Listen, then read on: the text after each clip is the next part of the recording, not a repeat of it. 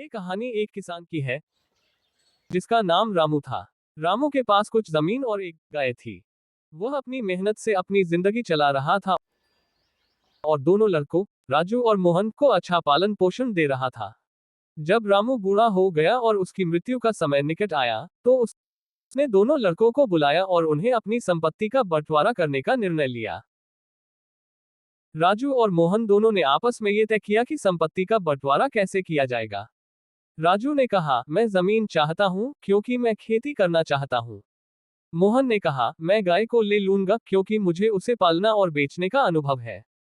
रामू ने दोनों को समझाया, तुम दोनों को मेहनत करनी पड़ेगी और साथ में अपने कर्तव्यों को निभाना होगा। जमीन और गाय से ज्यादा महत्वपूर्ण है तुम्हारा आपसी भाईचारा और एकजुटता। किसान की बातों को समझते हुए दोनों भाइयों ने संपत्ति का बंटवारा कर लिया। कुछ समय बाद राजू को जमीन पर काम करते हुए बहुत मेहनत करनी पड़ी और उसके फसल अच्छे से नहीं उगे। वहीं मोहन ने गाय को अच्छे से पाला, लेकिन गाय का उत्पादन उतना लाभकारी नहीं रहा। दोनों भाइयों ने महसूस किया कि सिर्फ संपत्ति का बंटवारा ही सब कुछ नहीं है, बल्कि मेहनत, एकजुटता और परिश्रम की जरूरत है। अंत में दोनों भाइयों ने फिर से आपस में मिलकर काम करने का निर्णय लिया। राजू ने जमीन पर खेती करना शुरू किया और मोहन ने गाय का ध्यान रखा। दोनों मिलकर अच्छे से काम करने लगे और फिर से खुशहाल जीवन जीने लगे।